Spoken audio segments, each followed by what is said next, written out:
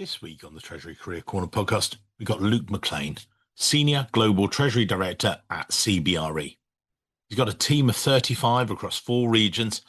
He's 25 years in, but the two things he keeps coming back to are both trust and AI. Have a little listen. It really helped me because the back office I look at it a couple of ways. Back office is a thankless job. Back office is a role where if you do everything right, no one says thank you, but if you do anything wrong, really wrong. And a lot of what we end up doing is based on trust. Senior management trusts us to settle trades, to make payments. And if you don't understand the fundamentals of how it works, what could go wrong, what can go wrong, and how to fix it when it goes wrong, you end up blind to what's happening, and then you can burn through that trust very quickly. I think AI is amazing, but it's a tool. That's all it is. It's a tool.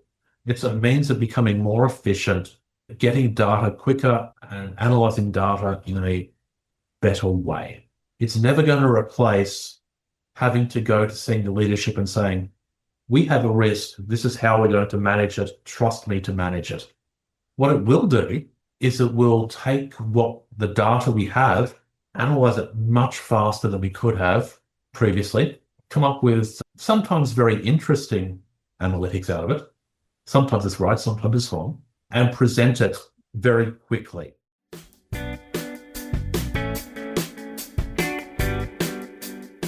Welcome to this week's Treasury Career Corner podcast, where I interview Treasury professionals about their Treasury careers.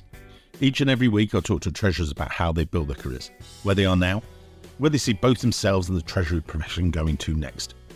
Let's get on with the show. In this week's show, I'm joined by Luke McLean, the Senior Global Treasury Director at CBRE. CBRE builds real estate solutions of the future to help clients, professionals, and business partners realize their potential. From instilling confidence in today's decisions to reimagining tomorrow's spaces, they thrive in complex and ever-changing environments. But enough from me. I'll hand the microphone over to Luke. Luke, if you would, take us back to the beginning. How did it all start for you? Over to you, sir. Great. Thanks, Mike. Like many people, I fell into Treasury by mistake. I was an internal auditor coming out of college. I bounced around a couple of companies, and I was in mostly operational audits. I was working for a large resources company at the time called BHP and traveling around the world and doing all kinds of audits in South America and Africa and Asia and Australia. And I'd bounced around for a bit. I'd done a few corporate audits, but I'd never actually done the Treasury audit. I was getting bored, as you tend to do after a while.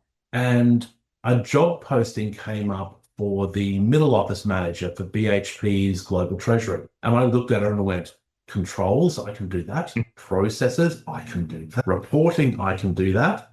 So I applied and I didn't get that job. However, the guy who was recruiting for that role, who became my mentor in Treasury, Anthony Persico, said, we don't have this role for you, but we'll make another role for you. And it was a much better role. It was a role, it was called Specialist Controls Treasury. So instead of being the middle office manager and sitting there and having to run counterparty risk at 9 a.m., review report by 9:30, sign off by 9:45, kind of thing, it was a job where I got to jump in and look at different parts of Treasury. A new instrument's coming up. How does it work in the system? How do we trade? How does the accounting work? How is it going to flow through to the risk reports? How is it going to be settled? How are we going to build reports? I got given a role which was basically free form and given problems to solve, which I thought was far more interesting. It's a great way to get into Treasury. And with these guys, how were they able to do that? Or, because not all people get this, this is BHP and they're able to just go, right, they saw your background and said, this is going to really suit us, or?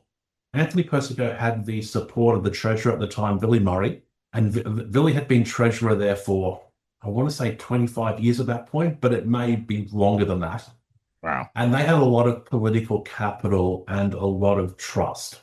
And they had incredibly supportive CFO. And also what was to my advantage was they were moving to London at that time. They were moving out of Den Haag in the Netherlands and moving across, and not everyone was moving across.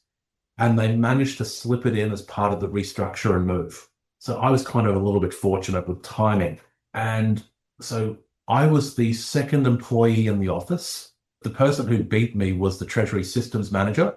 And then I was the second person there. They were still building cabling in the floor when I turned up. But I'd met Anthony at a conference in Singapore. We were talking about FRAs, fixed rate agreements, and the documentation of those and the accounting of those and the risk of those.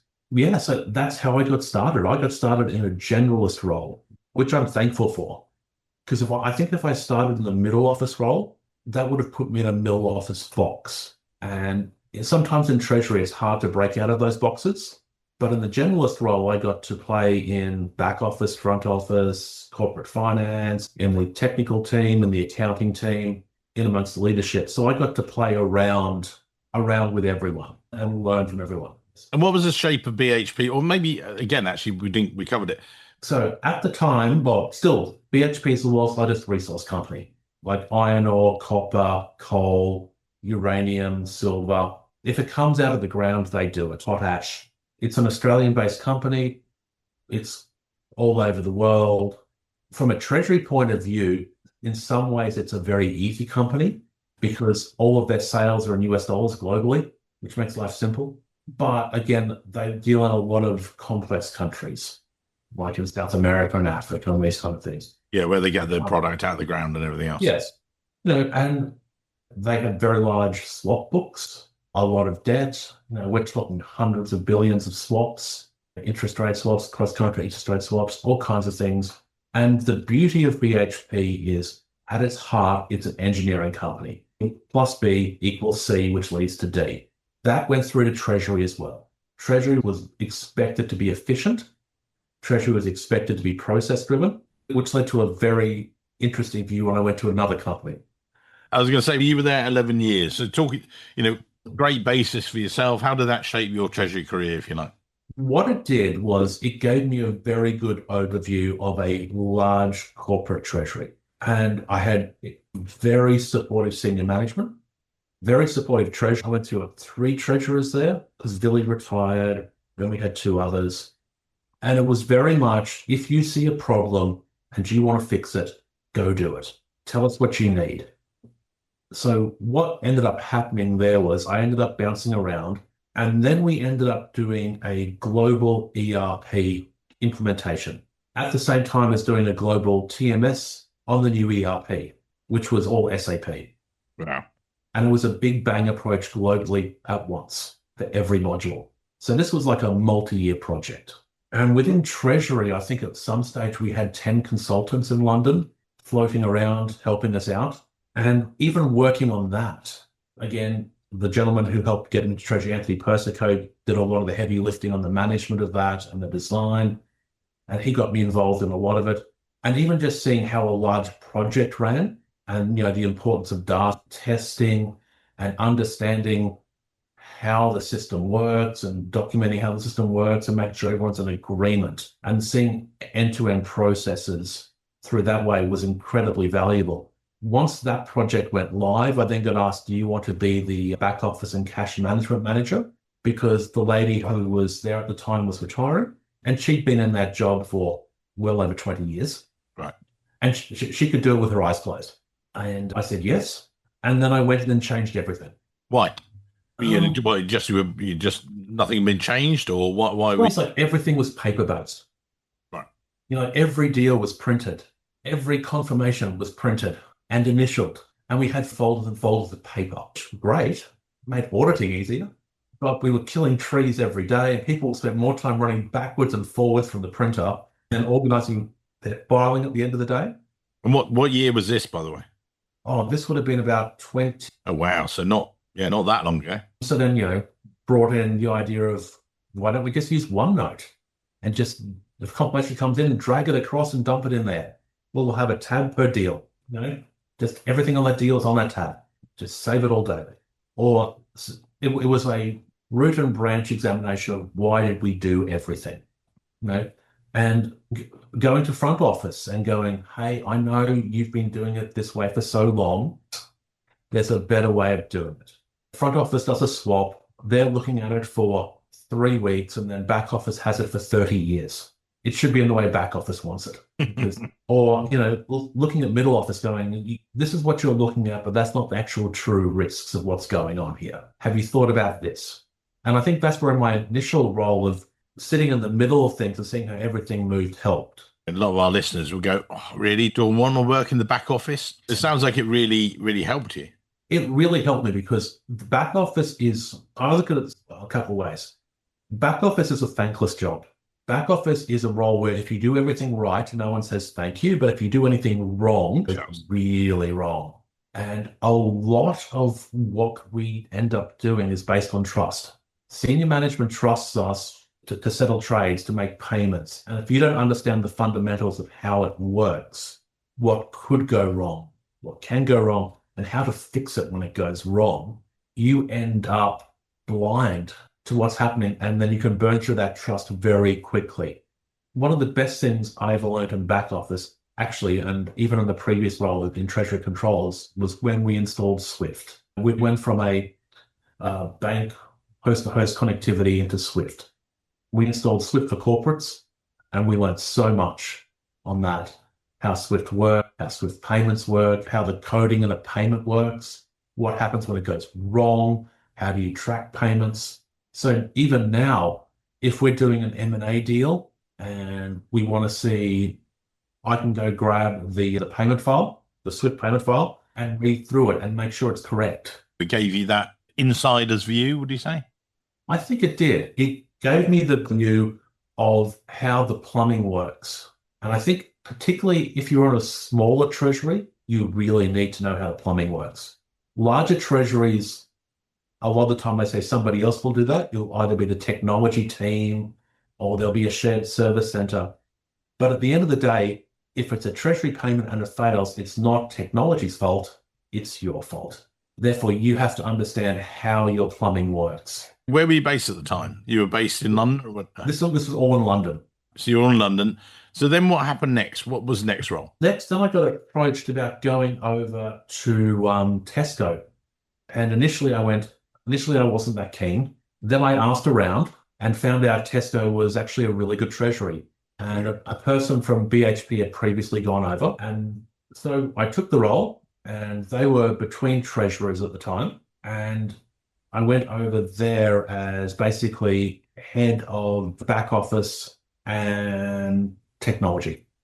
I initially did have another role attached to that, which was head of cash, which I very quickly realized I couldn't do. And that was like armored vehicles, cash moving in and out of the stores, making sure the stores had enough change, all the cash processing. So they've got a specialist team there who was meant to answer to me. And I quickly realized I didn't have the experience for that and I couldn't add any value. So I quickly went to them and went, I can't add value here. I'm just going to slow them down. The guy who was running it, he got promoted as well, which worked out nicely. So when you joined with a new treasurer, or where were you? I joined between treasurers. Was it Shubi Rao went over to Alphabet, and then Linda Hayward came in. And Linda joined like a month after I did. And what we'll do is we'll put a link to Linda's episode. She was way back 2018. So yeah, Linda's great. One of my first episodes, episode 13. Lucky for me, because she was amazing. Well, it was a challenging time for the business at the time. That's what she and I talked about, but it was a great episode. So it's well worth a listen actually, because she's such a lovely lady. So yeah, what was it like? So whereas BHP was an engineering company, Tesco was chaotic.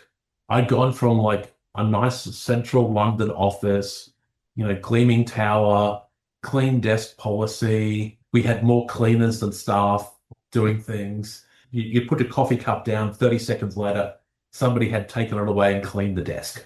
To Tesco, which was up in Welwyn Garden City, lovely campus, desks piled high with paper, coffee cups that were probably last replaced in the 1970s, getting there via the tube, then a train, then a bus. It was just different. It was lovely people, amazing company, but their philosophy, and rightly so, is that every extra cent they spent on corporate functions had to come from the customer. Yeah, it's about the shops. It's about the shop floor, and it's about the shop business, and rightly so. And the best thing was they used to make us work in the shops over Christmas to meet the customers and all this kind of stuff, which used to be quite interesting because one, I loved it, but two, it made the store managers very nervous. They used to give me gifts after every shift I did at Christmas, but that was a different story. Yes. And going from a global company to a company that was more focused on the UK and Europe and some other countries like Thailand and India and Malaysia was a completely different focus. One thing about Tesco is their cash management is amazing. All their analytics around customer buying patterns, which then all translates into how much cash are we going to get today in what store. They had all that analytics. Their cash management was brilliant. Down to a T, yeah. Was down to a T. And the amount of data they could get out of Club Card and all the rest, purely a data-driven company. They were the first ones to actually launch it. Not a lot of people know that. First ones to launch it, and they're still doing it, and they're leading in it. They're amazing. The time I joined, Tesco was slimming down. Yeah, but it was an amazing place because every time you turned around, something popped up. It turned out that they owned car dealerships, which they were trying to sell. They also had Tesco Bank and Tesco Mobile, and which is the Club Card stuff, and amongst other companies. Brilliant company to work for, incredibly dedicated team. Again, because their location is in the home counties and there's not a lot of Treasury jobs up there. So people who joined tended to stay, which was both good and bad. And what did you learn there? I mean, you went in there from BHP, large multinational, Tesco is, as you say, is a shop, it's a grocer. That's it. That's your business. Get back to nuts and bolts. What was that like? I think I learned to relax, which is probably a bad thing. It's not a great term, but it's not everything will work the way you think it needs to work or the way it will work, and you have to work around it. And also, so BHP was incredibly driven by efficiency.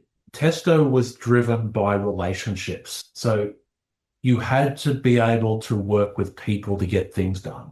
You couldn't just brute force your way through it like you could in BHP through the mantra of efficiency.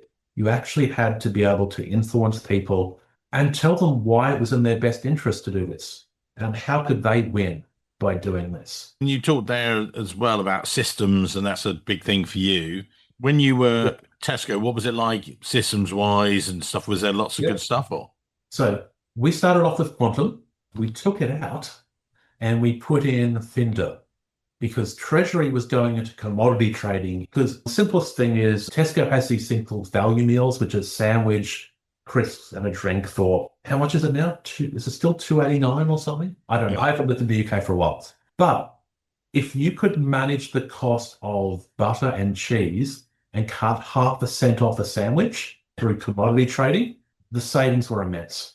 So Treasury was partnering with the commodities team to do commodity, not really trading, but pre-purchasing at a good price commodities for non-physical delivery. And we put in a Treasury system that could do that. And we'd do like wheat, sugar, butter, milk solids.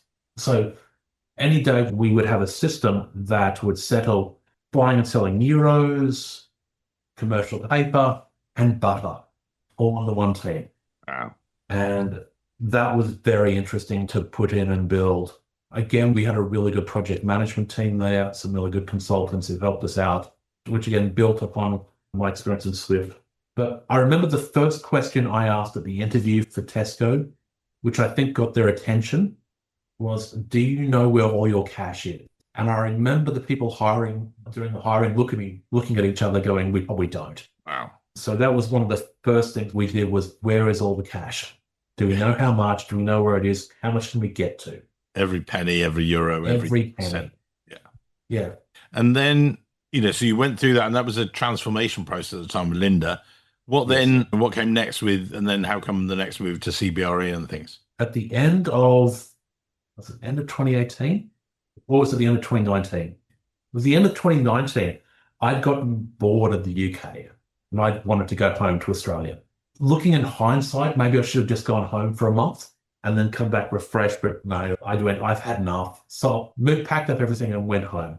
I was back in Australia, living in my parents' house. And then within a week, a job came up at CBRE. as their treasury manager for APAC. And I looked at it and went, that's interesting. It's in my hometown. It's a large multinational. You say that, but who are CBRE? Okay, CBRE, we are a commercial real estate company. So we're in over 100 countries. We've got about 155,000 employees. We cover over 90 of the Fortune 100 companies in the world, providing real estate services. We do everything from leasing and sales of everything from data centers to high-rise buildings to golf courses to hotels to shopping malls. Anything commercial real estate is you got. Biomedical labs, anything. We also have a division that looks after the running of buildings. So you think a building, it needs landscaping, it needs receptions, it needs cafeterias, it needs cleaning. It needs someone who can come in and fix the generators. We do all of that. Then there's the investment side where we put together investment trusts, real estate investment trusts for pension funds and people to invest in. And there's project management. There's a company called Turner and Townsend who does project management for building of airports and bridges and large things. Then we own home builders and builders like Trammell Crow in the US. We own some large home builders in the UK as well. But basically, commercial real estate, anything to do with commercial real estate. It's a matrix of a company where everything's kind of interlinked but runs separately. So I got home, the job advert came up. Treasury market's not particularly deep in Australia. Most Australian companies' treasuries are in Singapore or London. And then I got the job. Within 2 weeks, I was in LA meeting the team and going to the Christmas party, which I think was the main purpose. And real estate, yeah, suddenly COVID, boom, lockdown. COVID lockdown. Now, I was in Queensland, Australia, which was slightly different, but there was still some lockdowns. So again, I had to learn how to negotiate a different company, negotiate all the different personalities, negotiate how this place worked. Because again, BHP was very efficiency. Tesco was very customer focused. Everything was focused on reducing costs for the customer. CBRE is very much consensus driven because there's these large, we call them pillars of different businesses like sales and leasing, building operations, investments, project management that are all run separately across those different pillars. And then again, each country has the different pillars built within it. You're trying to get consensus across pillars, across countries, across regions. So how did you do it? You have to be very clear what you want to do and why, and what is in it for them. Now, it can either be what's in it for them or what's in it for the company. Like you say, if we do this, we can bring back $300 million, let's say. That's difficult to argue against. Because, if they say, oh, it means I need to put an extra person on in a shared service center to do the reconciliations, go, well, what's that going to cost me? 20,000 versus 300 million. It's all about being clear what you want and having a consistent message and trying to anticipate what, and sometimes a bit of bullying helps. I think that's the way I've been doing it, is showing how they win or how everyone wins by doing this. Because I think if you go in with, oh, we want to do this, but we don't, but this and this, barriers will start popping up. There'll be 100 reasons why they can't do it. There's always 100 reasons. It's too difficult. We don't have time. It's going to increase my head count. I need to change my processes, these sort of things. But in some ways, if you can show it as this is beneficial for everyone, yes, there's going to be some pain, but let's talk about it. You just want to be heard. And yes, we hear you. We understand you. We sympathize. However, the greater good is this. And particularly in a company where you require a lot of consensus, this is what I found works. So the more time you spend up front crafting your message, crafting why you're doing it, the less fight you'll have on the other end. And also, anytime anyone says there's legal or regulatory restrictions, ask them to point them to you and get an external counsel and charge it to their cost center. Love it. That very quickly goes away. Yeah. So then, you were coming out of, you're doing Asia Pac and the Middle East for then, and bringing us then more up to date. What's happened in the past few years, if you know? Then we had a new treasurer. So when I was originally hired in CBRE, the treasurer there was Debbie Fan. And Debbie, again, I keep on running into this, had been there for like 25 years as treasurer. Then Debbie retired. Then we went through a lot of interim treasurers internally until they got someone from external. which was Shu and Johnny from Kimberly-Clark. Shu was based in Dallas, and I was doing some work on creating cash forecasting for APAC. I got that up and running. I look at it now, it's horrible. It was all done in Excel, and do you remember in Excel the little button where you could press it and then it would record what you did and then you could replay it back and it would do it all for you? I built cash forecasting based on that in VBA. Looking at it now, that's horrible. And she said, well, she was reorganizing the team and said, do you want to look after all the regions? And I went, okay. And then it was a case of, you can do Americas in the morning, you can do APAC during the day, and you can do EMEA at night. Nice. 24-hour day. Lovely. And then she asked, do you want to move to Dallas? And I went, no. And she said, okay. And she kept on asking, do you want to move to Dallas? And eventually I said yes. Why? A couple of things. One, moving from London back to Brisbane, Australia, Brisbane was quiet. There wasn't a lot going on.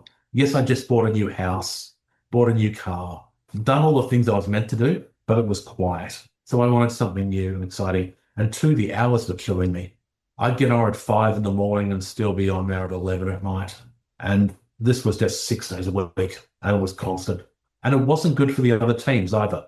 It's not like I'd only be available for 3 hours or 3 or 4 hours in the afternoon to the US, or a couple of hours for Europe. Well, you and I talked about this. I remember when we used to do lots of Singapore, which we don't anymore. But one of the worst bits was getting up. Sometimes I was doing interviews at 5:30 in the morning, do it till 9 o'clock, and everyone was, oh, wow. And that's when the UK day started. And then about 12 o'clock, New York comes on, then the West Coast. And it was just crazy hours. As you say, you can do it for a period, if you notice that, but not long term. So what? Yeah. So eventually I said yes. And then I moved to Dallas. So my role in CBRE and Treasury is, it's easier to explain what I don't do. CBRE Treasury is kind of divided up into 3 groups. First group is projects. So we have a little team and they're really good. The second team is capital markets, and they do long-term debt and strategic FX and internal capital management. So intercompany loans. I look after everything else. So all the regional teams, the FX, the back office, a lot of the systems, the trade finance, all the admin work. Yeah, everything that's not one of those other things. So I've got a team of 35, somewhere around there, in the 30s. The teams in Singapore, London, Latin America, and across North America in various places. And yeah, so I'm based in Dallas and I look after all of that because our head office is in Dallas. The treasurer is up in New York because the CFO is in New York. I go up there occasionally, but more often they come on down to head office. So This podcast, as you may have worked out, has no sponsors, has no ads. Nobody pays me to record these episodes. I make it because I love corporate treasury and I want to help treasury professionals just like you. If you're getting value from this, there's a couple of things I'd ask. Share it with your friends. Tell them about it, how you've enjoyed it. If it's helping you in your treasury career, fantastic. But then maybe connect with me on LinkedIn. Mike Richards, I'm there. You can actually look me up. My URL is actually linkedin.com/MR Treasury or Mr. Treasury, if you want to call it that. Hit connect, drop me a quick note, say you found me through the podcast on Apple or Spotify. I read every single message and yes, I will reply. There's no funnel, no sales pitch. It's just a chance to say hello, stay in touch and see what I can do to help. So anyway, let's get back to the episode. And you've worked across all these regions, Australia, UK, now US. yes. You've got this global view on treasury leadership. How has that shaped your approach, if you like? I think it's understanding what the cultural norms are. Like managing in Latin America is very different to managing in Singapore. Managing in North America is very different to managing in Europe. It's understanding what are the cultural norms and understanding who your team is and what's important to them. Like I have some team members who just want to rush forward as fast as possible and achieve. That's great. I manage them in a certain way. I've got other people who are there, they're embedded within the business and who want to keep everything nice and safe and secure and stable as we move forward together, which is a different form of management. So it's all about understanding your team and the cultural expectations. Because again, the businesses run differently depending upon which region they're in. when you do that, how do you adjust your approach if you're having to, well, hang on, I'm focused on Asia Pac now, I need to do it this way, or doing US, these guys, how do you find it? I almost mold myself to what they need. So, for example, in LATAM, there's a lot of listening because I understand LATAM, but I don't understand it in the amount of detail they understand it. So, like when we start talking about cambios in Brazil, or the regulatory requirements out of Colombia, my people there are the experts. So I just listen and just help them think through their problems, and they know the solutions and they do it. That's what they need. They don't need me coming in and saying, do X, Y, and Z, because one, I'll be wrong, and two, it'll just frustrate them. So we've got that side. Whereas we have US is very much, the team we have is split into two kind of groups. One is we want to rush forward and make everything better like right now, which is me slowing them down. And most of these are young guys who are analysts who have discovered the wonders of AI and Claude and think they can solve all the problems of the world. And my job partially is to slow them down and go, that's great, let's do this, but have you thought about how it interacts with this and this? Well, let's finish this before you move on to the next great idea. Yeah, and it's not being an obstacle to that, but it's having a questioning mindset. Yeah, and it's about they're going, okay, you've done this. Have you documented it? Because I know you haven't.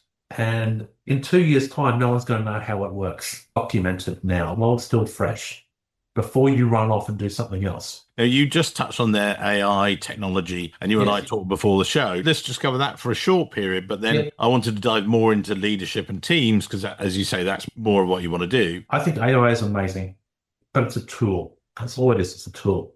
It's a means of becoming more efficient, getting data quicker and analyzing data in a better way. It's never going to replace having to go to senior leadership and saying, we have a risk. This is how we're going to manage it. Trust me to manage it. What it will do is it will take what the data we have, analyze it much faster than we could have previously, come up with sometimes very interesting analytics out of it. Sometimes it's right, sometimes it's wrong, and present it very quickly. The example I like to tell everyone is, like every large company, we used to have a business intelligence department. They used to do BI reports. And you put in your request and say, it has to do X, Y, and Z. 2 months later, you get back the first draft. Then you spend the next 3 months trying to make it work. You get it right, and then 6 months later, it fell over when the data feed stopped. Now we can do that in 10 minutes in Claude. It's just made life a whole lot easier. So it's just ways of changing. We're also using it as a means of improving processes. So one of the things we did was we went to a lot of the team members and said, what's the most annoying thing about your job? What's the repetitive thing that takes time that's the most annoying? Let's automate that through Claude. Let's have Claude do it. Free your time up. Your time is more valuable. Now, again, we had to build a little bit of trust here. We had to put out some principles. And one of the principles was, if we make your job more efficient and free up your time, we will not throw more work on top of you. Otherwise, why would you make yourself more efficient? You've got something comfortable going at the moment. Why make it more efficient? And why load yourself up? So the agreement we had was, you make yourself more efficient, that frees you up time to do more strategic things rather than just more churn. And that's worked really nicely. So an example of that is funding specific bank accounts around the world. We used to have someone whose job, well, she's still there. The job used to be looking at every bank account, their current balance, what their forecast was for the next 2-3 days, and working out how much to fund or defund. And when you have, how many bank accounts do we have? On the corporate side, we have about 1,400 bank accounts. On the other side, there's tens of thousands. Well, the corporate bit, there's 1,400 or so. That was a large job. Just go in, churn, double check how much. That can all be done by Claude really quickly. Free up her time. Her time is more valuable than that. And I think part of this is recognizing that AI is a tool that frees up a more valuable resource. The more valuable resource is the team's time. Yeah, Claude is not the value here. The team's time is the value. And AI is just the method of getting at that value. So we're currently doing lots of little things. I've also got a couple of guys who are trying to rework the entire cash forecasting process through it. And that's great. Work out the principles. We all agree on the principles, and then go and play. Just play around with it. You can't break anything. Just go play. Because again, I think one of the things is, I think in 5 years' time, there's going to be two kinds of people in Treasury. Those people who use AI and those that don't. And I want my team to be all the people that use AI. Because it makes them more efficient, more effective. And it also helps with retention. If I can give people the opportunity to learn and grow, they will stay. Love it. Everything else being equal. And it's not just the techie guys who do this. So I've got another lady who one of her jobs was collating all of the bank fees reports. All the regions would put together their bank fees, put them in Excel, and she'd get all the Excels and put them together and come up with the report. Her Claude project was, how do we do that with a push of a button through Claude? And she built it. Wow. So we taught her how to use Claude, and then she went away and played with it. And then a month later came back with a way of grabbing all the source data up into a single report with analytics off to the side, variance analysis, all the rest through Claude, all done, and she built it herself.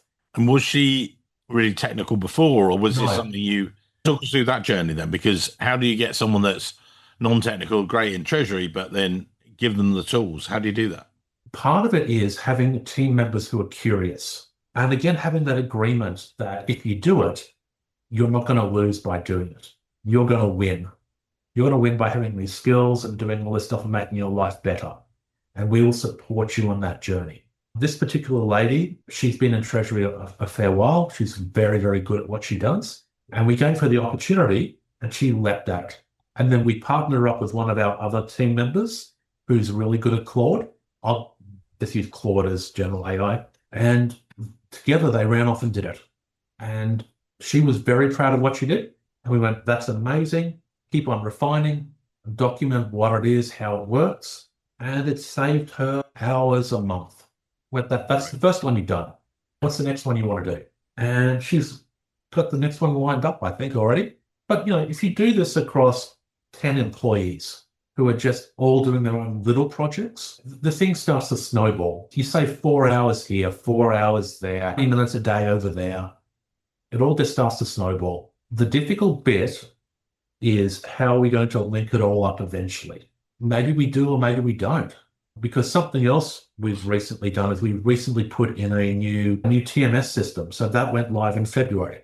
And we looked at that almost through an AI lens as well, looking at if we know AI is coming, how do we build a TMS system that can take best advantage of that? And how do we define what's in the TMS and what's in AI? So we went for what we consider a bare bones TMS, which again is integrity and just the main modules. And when it's going to be a repository of information, it's going to be a standard repository. And like a lot of our reporting will come out of AI. A lot of the analytics will come out of AI. Therefore, we don't need a lot of the other modules. And just to dive in there, and again, using that lady as an example, but just in general, how has your leadership style evolved as you've, moved across from managing? You talk about there managing processes, if you like, but now you're leading and teams and global functions. How have you, reflect back on you as a leader? I look back, it's a very interesting journey because I was so used to getting in there, getting my hands dirty and understanding everything, and then realizing I couldn't do that anymore. And I had to trust my team. And that's really difficult. It's really difficult. But if I jump in, it shows I have no trust in them. I can act as a sounding board. I can talk through problems and issues they're having. I can offer suggestions. I can provide leadership of where we're going. But at the end of the day, I need to trust the team.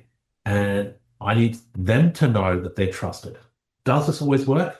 Not always. Because some people thrive in that situation where they're just given a direction and off they go. Other people need constant course corrections, reassurance, pep talks. So I think what I've realized is it's really difficult for me to step back and not control everything. Yeah. So when you're hiring, what qualities are you looking for in those Treasury folks? It depends upon the level. So we just recently hired a new senior analyst in Dallas, or an analyst. And what I'm looking for is curiosity. I can teach you Treasury. That's not a big issue. but I can't teach you soft skills. I can't teach you how to articulate a problem. I can't teach you to be curious. I can't teach you how to talk to people. So how do you assess that interview though? I use a couple of questions. Like one of the ones I use is tell me what you're most proud of achieving at work. And just to see if they can articulate what they've done and what they're proud of and why. Curiosity is an interesting one that tends to happen in the chat before and after the interview. Do they ask the right questions? Do they ask any questions? Are they interested in, like, what are we doing in the AI space? Or is all their questions about salary, conditions, and all the rest? And being articulate is an interesting one because, one of the other questions we always ask is, CBRE is a company that works a lot on consensus.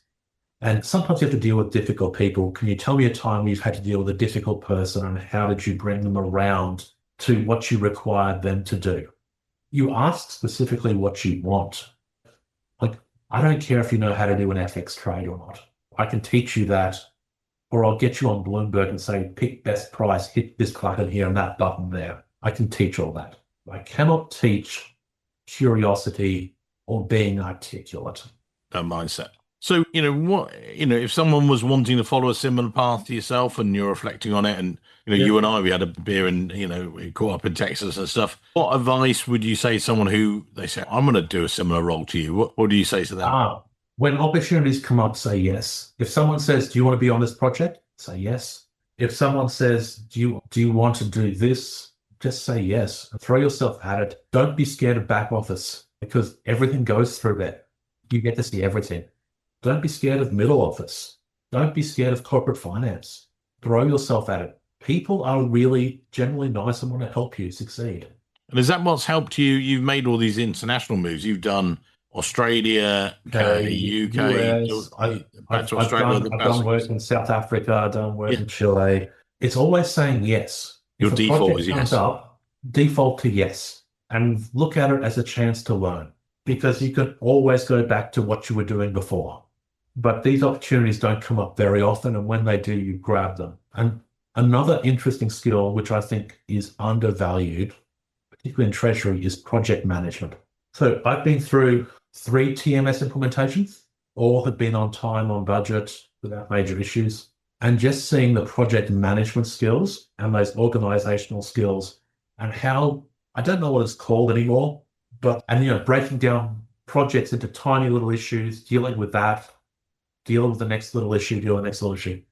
And even taking that and taking it over to day-to-day treasury. Something's happened. Let's break it down into little bits and pieces and deal with the little bits and pieces rather than trying to deal with the problem as a whole. So picking up skills wherever you can. And I think the other thing is a lot of people get into treasury and become specialists. They're like hyper specialized in corporate debt or in FX trading, whereas I've always been a generalist. I've floated between everything. I can do a little bit of everything. I know how to do the in-depth stuff, but I need to do some research and do a few things. I found being a generalist is more beneficial than being a specialist. Because again, most of the people you deal with are not in treasury. They're in controllership or in accounting or in legal or in tax. And they don't care how hyper specialized you are in treasury. They want to know you understand a little bit about what they do. About their, and you share about their problems. As we move towards the end, we're going to put your LinkedIn details in the show notes. The else is very common with the time. What takeaways, someone sitting there with their coffee and, junior staff, mid or senior level, what takeaways are you going to give them today? I think treasury is a people business, both internally and externally. Everyone from your external bankers, having great relationships with them really makes a difference when times get tough. So screwing them over on yield today may feel good, but when things get tough or things are going wrong, sometimes that's not the best way to do things. Again, it's all about your relationships with them. They can put their neck on the line for you if they want, or they may not. The same thing with people internally. Having the best relationships you can with people buys you a lot of goodwill and a lot of trust. Because the best bit of advice I was ever given was by a boss when I was about 21 or 22. He told me, never annoy the PA network because they can get you in to see people or they can stop you from seeing people. They're the ones who hold the power. is to be nice to them. It's the same thing everywhere else. If you are a trusted partner to tax or to legal or to the business, that will get you further than having the best report, best analytics, is being a trusted partner and understanding the business, understanding what their issues are will get you further than anything else. Luke, amazing to chat to you, sir. Thank you very much for your time today. Really appreciate connecting, sir. Thank you very much. Thanks so much, Mike. Thanks. Before we finish, a quick reminder. We've got a few discounts that could save you some money. First, if you're heading to Eurofinance in Barcelona this September, you get 10% off your registration through the Treasury Recruitment Company. Then in November, I'll be speaking at the AFP National Conference in Las Vegas. You can also access a discount on your conference registration. I know, you're welcome. There are also discounts available for CTP and FPAC qualifications. And don't forget, you can earn official CTP credits simply by listening to any of our Treasury Career Corner podcast episodes and complete the short quiz afterwards. You'll find all the details, codes and links on our partners page at treasuryrecruitment.com/partners. Go have a look, use the discounts, and let's save you some money. Many thanks.